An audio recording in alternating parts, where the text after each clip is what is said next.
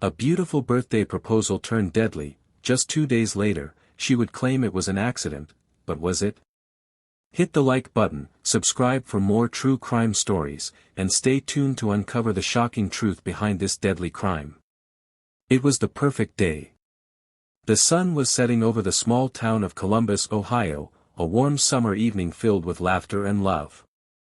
On July 25, 2023, Jason Walker, an officer of the Columbus Police Department, did what many would consider the ultimate act of commitment. He got down on one knee and asked Tasha Williams to marry him.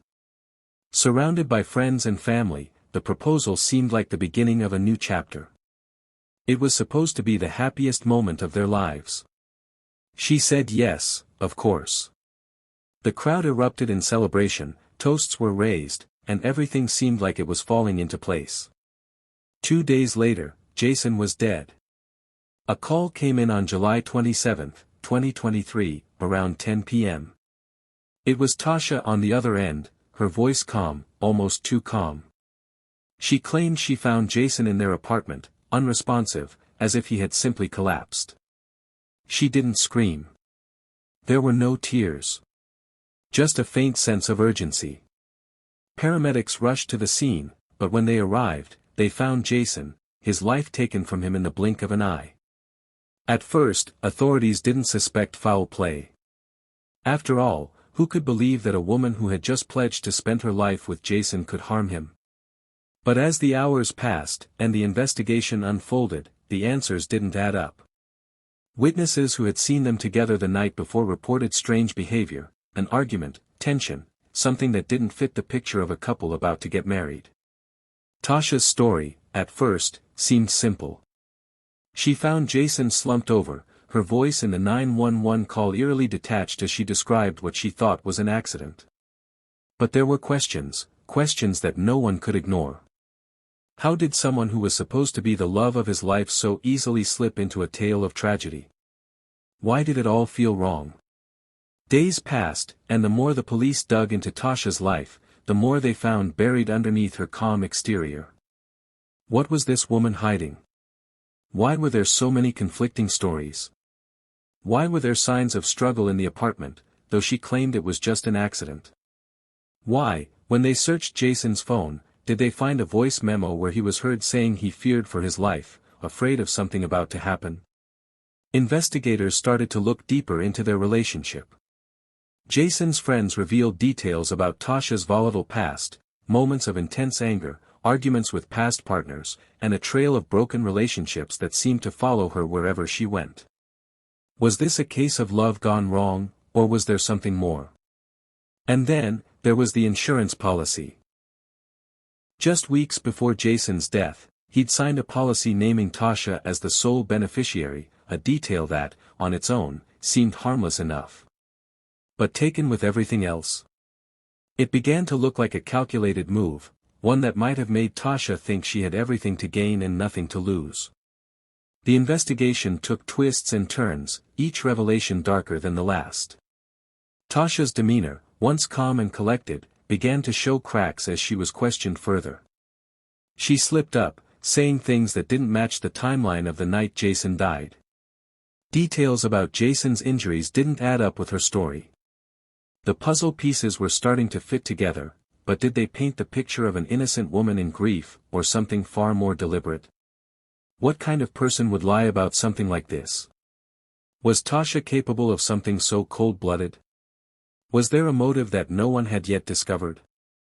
Was Jason's death truly an accident, or was this a premeditated act, executed with chilling precision?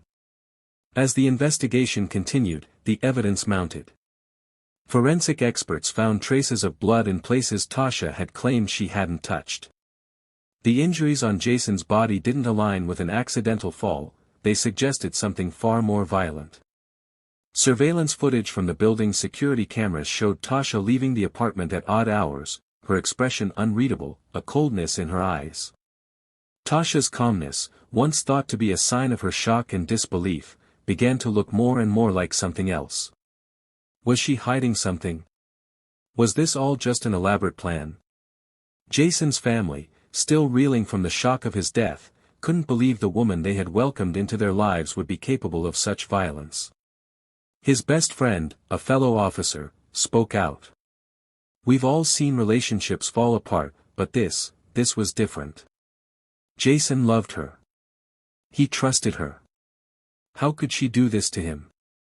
As the trial began, all the pieces of the puzzle started to come together. Tasha was charged with the murder of Jason Walker. The case became a media sensation.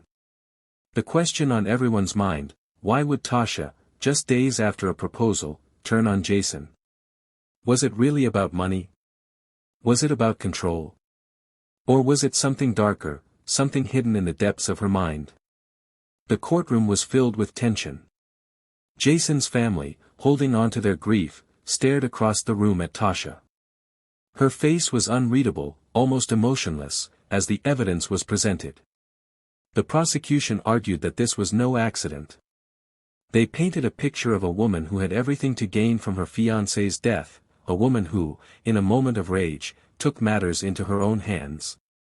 Tasha's defense tried to cast doubt, suggesting that the death was a tragic accident, that Jason had somehow fallen on his own. But the evidence, the motive, and Tasha's actions before and after the crime spoke louder than any defense could. In the end, the case was clear. Tasha Williams was found guilty of the murder of Jason Walker. The community was left in shock, trying to make sense of how something so tragic could happen to someone who seemed so normal, so loving, just days before. But the truth was undeniable. Tasha had killed the man she had promised to love for the rest of her life. Jason's family, though devastated, found some sense of peace knowing the truth was out. The trial was over, but the scars it left behind would never heal. And for Tasha, her fate was sealed. But one question lingered in the air: what kind of person does this, and why? What was it that led a woman to take the life of the man she had just promised to love forever? And with that, the story ended, or did it? The courtroom was still, heavy with the weight of the verdict. Tasha sat motionless, her face the picture of cold indifference. Her once calm and composed demeanor had shifted, revealing cracks in her tightly held exterior. The jury had spoken. She was guilty of first-degree murder. But as the judge called for sentencing, a murmur spread throughout the courtroom. The air was thick with disbelief. Jason's family, who had spent weeks enduring the heartbreaking testimony, now faced the hard truth. The woman who had been welcomed into their lives, who had stood by Jason's side in public, who had promised to love him until the end of their days, had taken his life. The betrayal stung deeper than anything they had ever imagined. As the gavel came down, sealing her fate, Tasha's eyes never moved. She didn't flinch, didn't shed a tear. Her conviction was not in question. The evidence had been irrefutable. The blood stains found at the scene, the video footage of her leaving the apartment, the damning phone records. It all pointed to one thing: Tasha had killed Jason in cold blood. Jason's best friend, Officer Marcus Holloway, who had worked alongside Jason for years, stood at the back of the courtroom, his face pale. His eyes were red, filled with tears he hadn't yet allowed to fall. The pain of losing his friend was unbearable, but now, witnessing the woman who had once been part of their tight-knit group so casually dismissed the horror she'd caused was even worse. "I trusted her. We all did," he said quietly to the detective standing beside him. "But she took him from us. Just like that. We don't get to call him anymore. We don't get to laugh with him. All because of her." The defense team, led by attorney Richard Barlow, had put up a fierce fight. They tried to create doubt, suggesting that Tasha might not have intended to kill Jason. They argued that Jason's death was an accident, a tragic turn of events during an argument. But the facts simply didn't add up. They claimed Jason's injuries could have been caused by a fall, but the medical examiner had concluded that the wounds were consistent with blunt force trauma, likely from a heavy object. The injuries were too severe to be accidental, and the timeline was too precise. The evidence painted a far clearer picture: Tasha had planned this, and when she realized what she had done, she tried to cover it up. Jason's family, however, wasn't about to let her walk away without facing the full consequences of her actions. They gathered outside the courthouse after the verdict, their faces a mix of anger and sorrow. His mother, a woman who had raised her son with love and devotion, was the first to speak. How could she? How could someone who was supposed to love him, protect him, do this? I just don't understand. He deserved better. Jason deserved a life, a future, a family. And she took that away from him. The media circus around the case only intensified after the verdict. News outlets from all over the country picked up the story, making it the talk of the nation. The image of a woman killing her fiancé just days after an engagement stunned viewers. It sparked debates everywhere. How could a woman with such a promising future take such a violent, irrevocable step? What kind of relationship had they really had? What had been going on behind closed doors? As more details about the couple's relationship emerged, the narrative became even more complex. It wasn't just about a tragic love story gone wrong. There were secrets buried deep within their pasts, things that had been hidden for years.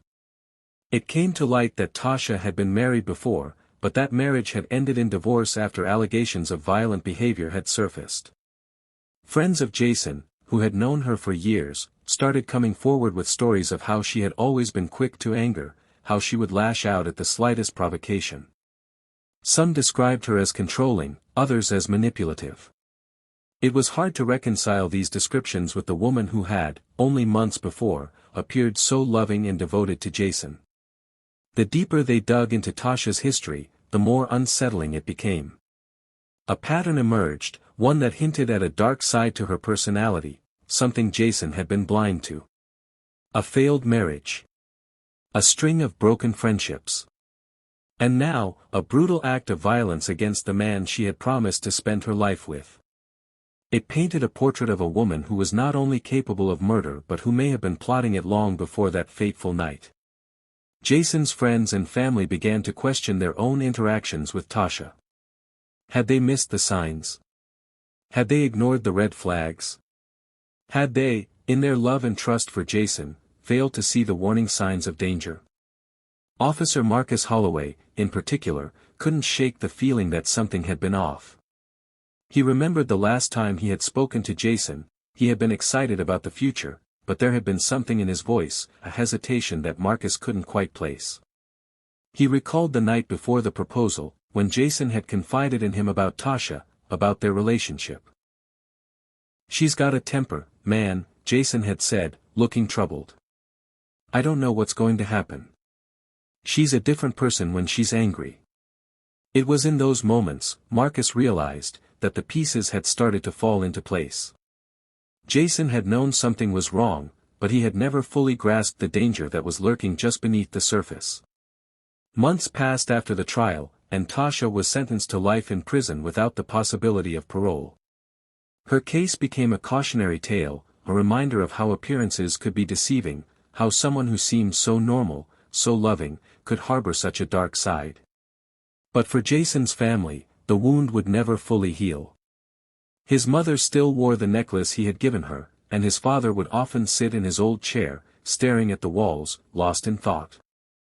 They had been robbed of so much, of laughter, of love, and of their son's future.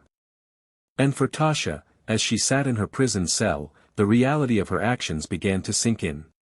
But by then, it was too late.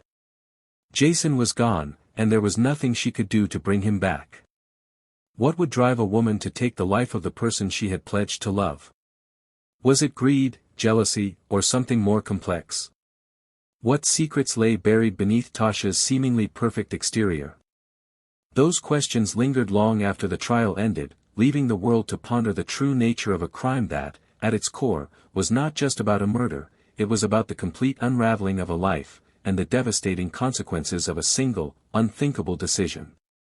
In the end, it wasn't just Jason who had lost his future, it was Tasha too. A life of freedom, of love, shattered in an instant. And the scars of that fateful decision would remain long after the story faded from the headlines. The truth, once revealed, was impossible to erase. The months following Tasha's conviction were filled with a sense of hollow finality. Jason's family, still reeling from the brutal loss, had no choice but to carry on without him. They had been robbed of the chance to see him marry, to witness the joy of his future, his children. Everything they had hoped for and dreamed of was taken in a matter of moments. His mother, Sheila, spent long nights alone, clutching the framed photo of Jason at his high school graduation, remembering him as a bright, ambitious young man, full of potential. She couldn't reconcile the son she had raised with the tragic image of him being so violently ripped away from her. Jason's best friend, Officer Marcus Holloway, found himself caught in a deep internal struggle. The loss of his partner was like a cruel twist of fate, one he couldn't escape. He had seen tragedy on the job before, but this was different. Jason wasn't just a friend, he was family. And now, Marcus was forced to live with the grim reality that he had missed the warning signs, the subtle shifts in Tasha's behavior. He spent countless hours replaying the events leading up to that fateful night, trying to find a moment when he could have stepped in, when he could have stopped the inevitable. But there were no answers, only the haunting question, how could he have missed it? Tasha, meanwhile, was adjusting to life behind bars. The outside world had closed in on her, and she had no choice but to face the consequences of her actions. She sat alone in her cell, the weight of her guilt pressing down on her. Her once confident and cold demeanor was replaced with something far more vulnerable, something raw. She knew she would never walk free again. Her life, as she had known it, was over. But even in prison, Tasha remained a mystery to those who came into contact with her. Fellow inmates whispered about her, about the violent crime that had landed her there. Some believed she was a woman who had simply snapped, a tragic victim of her own uncontrollable emotions. Others, however, were less sympathetic. They saw her for what she had become, a woman who had taken the life of an innocent man in the prime of his life. A man who had been loved by so many. She was branded in their eyes, a murderer who would never be forgiven. In the months that followed her conviction, Tasha's case began to fade from the public eye, but not from the minds of those affected. As the years passed, the story of Jason's murder became one of those cases that, while resolved, remained suspended in the minds of those involved. The questions, the what-ifs, never really disappeared. How could a woman, someone who had seemed so caring, so normal, turn on the person she claimed to love? What happened in those final days of Jason's life that pushed Tasha to commit such a horrific act? That followed, Jason's family slowly began to rebuild. Sheila, though forever marked by the loss of her son, found strength in her community. Marcus continued to serve as a dedicated officer, but the pain of Jason's death would never truly leave him. They all carried the scars of that tragic night. Tasha, meanwhile, had long since disappeared into the confines of the prison system. Her name, once associated with love and promise, was now a byword for betrayal and murder. Her life, like Jason's, had been irreparably altered. But for the people who had loved him, who still loved him, the memory of Jason lived on. And no matter how much time passed, they would never forget the man who had been taken from them too soon. In the years that followed Tasha's conviction, new revelations about her past began to surface. People who had known her long before she ever crossed paths with Jason came forward with their own stories. They painted a picture of a woman whose life had been filled with chaos and dysfunction. Friends who had once been close to Tasha spoke of her erratic behavior, her tendency to isolate herself, and her volatile temper. One former roommate revealed that Tasha had a history of damaging relationships, always pushing away those who got too close. In one instance, a former boyfriend claimed that Tasha had destroyed his personal property in a fit of rage when he had tried to end their relationship. It wasn't the first time Tasha had used violence as a tool to control, but it was one of the most telling. As the years went by, Tasha's case slowly faded from public memory. Sheila found herself spending countless nights combing through court transcripts, rereading witness testimonies, trying to find a thread of doubt she could pull to unravel the case. In the process, she discovered that, on the night of the murder, a neighbor had heard something unsettling. A call to 911 had been made just minutes before Jason's death, but the dispatcher had not been able to confirm who the caller was. The voice on the other end was frantic, but the call abruptly ended before any useful information could be gathered. This discovery, although small, reignited the fire in Sheila's heart. She contacted law enforcement again, insisting that they take another look at the evidence. Maybe there was more to Tasha's involvement than had been revealed at the trial. Sheila believed that Tasha's true motive had never been fully understood, that there were deeper layers to the crime that hadn't been uncovered. While Sheila was digging for answers, Tasha's life in prison had settled into a grim routine. In the early years, she had received letters of support from a few people, but those eventually stopped. She had been a woman of charisma and charm, but in the sterile, harsh environment of prison, those qualities meant nothing. She had few friends behind bars and spent most of her time alone, consumed by the consequences of her actions. Some inmates had tried to befriend her, but most of them quickly realized that Tasha was a woman who had been toying with her own self-destructive impulses for far too long. There were rumors that Tasha had tried to reach out to Jason's family. She had written several letters to Sheila, but each one was returned unopened. Her letters were filled with apologies and pleas for forgiveness, but Sheila could never bring herself to read them. How could she? How could she ever find a way to forgive the woman who had taken everything from her? The woman who had stolen her son's future. For Tasha, the isolation was her punishment. The walls of the prison cell mirrored the emotional walls she had built over the years, walls she could no longer break down. She had begun to unravel in ways that no one could have predicted. The confident, composed woman who had once had control over every situation was now a shadow of her former self. The guilt and the weight of her choices crushed her from the inside, and her mental state began to deteriorate. Her lawyer petitioned for a mental health evaluation, and soon after, Tasha was diagnosed with depression and anxiety disorder, conditions she had long denied existed within her. But was her mental state enough to justify the horror of what she had done? Was it a valid excuse for taking the life of someone who had only ever tried to love her? The questions hung in the air, unanswered, as Tasha's days behind bars dragged on. Was it truly a crime of passion, or was there something more, a cold, calculated decision made in the depths of a woman's mind who had nothing left to lose?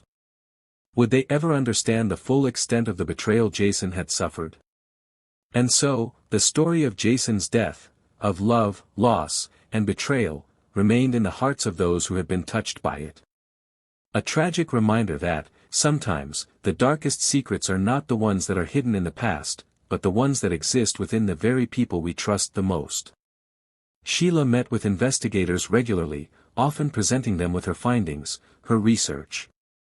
Each time, they listened patiently, some with empathy, others with a quiet skepticism. But they knew her by now. They had seen her face before, heard the pain in her voice. Sheila wasn't just a grieving mother, she was a woman on a mission to uncover every truth, no matter how buried it might be. But even she couldn't have anticipated what would come next. It began with a whisper, a tip from a source so unexpected that Sheila didn't know what to think. She received an anonymous letter, postmarked from a prison in Ohio. The letter was short but chilling. Tasha wasn't alone that night.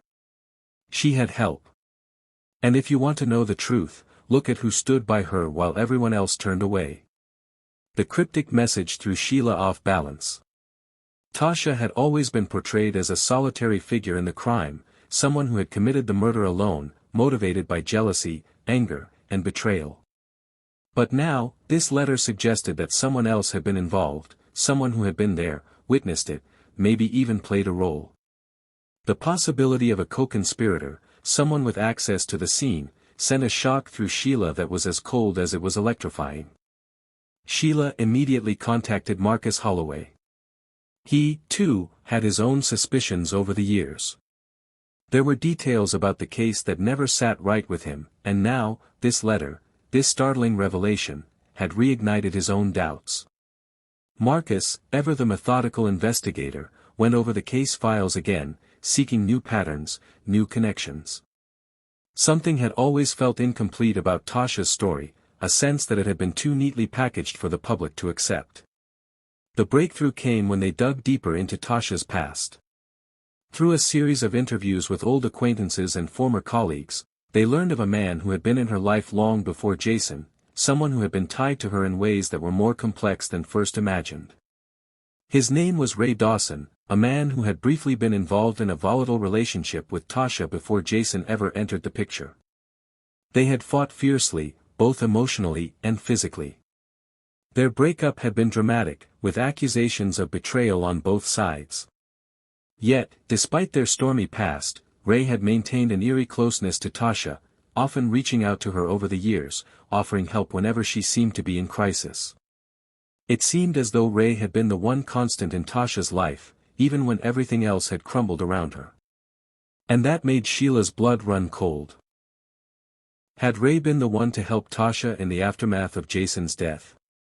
Was he there, standing in the background, whispering words of comfort while quietly plotting?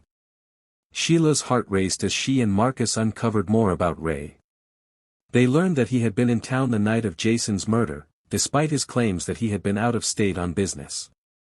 A piece of the puzzle began to fall into place.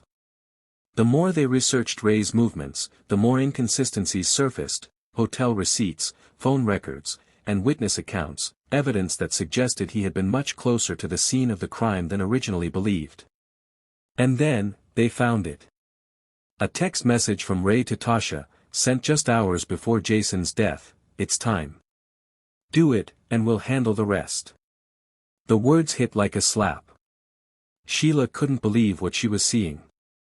Ray had been complicit, perhaps even the driving force behind Jason's murder. But why? What had Tasha been promised? And what had she been convinced to do? The pieces were slowly fitting together, but they only raised more questions. The next step was clear. Sheila and Marcus reached out to Ray. They arranged for an undercover operation, knowing that the stakes were higher than ever. If Ray was involved in any way, they needed hard evidence, something irrefutable. They carefully orchestrated the situation, using the right mix of pressure and psychology, hoping to coax a confession out of him. Ray took the bait. It happened one afternoon when he was finally cornered. In the dimly lit room, his composure faltered. Sheila, standing across from him, locked eyes with him. The tension was palpable. For the first time, Ray began to unravel. His once confident demeanor cracked, his words stumbled, and slowly, inch by inch, he revealed the terrifying truth.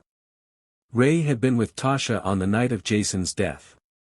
He had been there in the shadows, helping her plan the murder. They had both been motivated by anger and revenge: Ray, because of his past with Jason, and Tasha, because of the twisted jealousy and resentment that had consumed her. Together, they had orchestrated Jason's death in cold blood, manipulating the evidence and the story they told to the police. Tasha had acted as though she was the victim, but in truth, she was the mastermind, with Ray playing his part as an enabler, a shadow that nobody had suspected. But why had Ray waited all these years to reveal the truth? Sheila couldn't understand. The pain, the years of unanswered questions, the months spent searching for justice, all of it had been obscured by lies. And now, as the truth came pouring out, Sheila felt a strange mix of satisfaction and horror. The relief of knowing what had really happened was offset by the realization that her son's death had been manipulated from the very beginning. Ray was arrested on the spot, and his confession was immediately used as evidence to reopen the case. The trial that followed was unlike anything anyone had expected. With Ray now implicated in the crime, the entire case was re-examined, and the layers of deception began to peel away. It became clear that Tasha had orchestrated a crime that had been carefully constructed to make it seem like an act of self-defense, a tragic accident. But Ray's confession revealed that this had never been a simple crime of passion. It had been a carefully calculated murder, driven by bitterness and revenge. As Tasha's trial entered its final stages, Sheila stood tall, her mission clear. The years of searching for answers, of hoping for justice, were finally coming to an end. Jason's life had been brutally taken, but now, at last, the truth was out. Sheila could finally say, with certainty, that Jason had not been the one at fault. He had been a victim of manipulation, a pawn in a deadly game that had almost gone undetected. The impact of the trial was felt deeply by the community. Those who had supported Tasha were left stunned by the revelations, as the image they had of her, a woman who had been wronged, crumbled before their eyes. And as the final verdict was handed down, justice was served, but it came too late for Jason. It could never bring him back. But it gave Sheila one last piece of closure, one final victory in a battle she had fought for so long. And though she would never be whole again, she could take solace in knowing that her son's story was finally told, that the truth would echo through the years, and that the love she had for Jason, unwavering and fierce, would remain eternal. If you found this story as chilling and heartbreaking as we did, make sure to leave your thoughts in the comments below. Do you think justice was truly served? Were there signs we missed along the way? We want to hear your theories and reflections. If you're new to the channel, don't forget to hit that subscribe button so you can stay updated with more gripping true crime cases like this one. Share this video with friends or family who need to hear this incredible story, and make sure to like the video to help us bring more attention to these stories that deserve to be told. Thank you for watching, and we'll see you next time.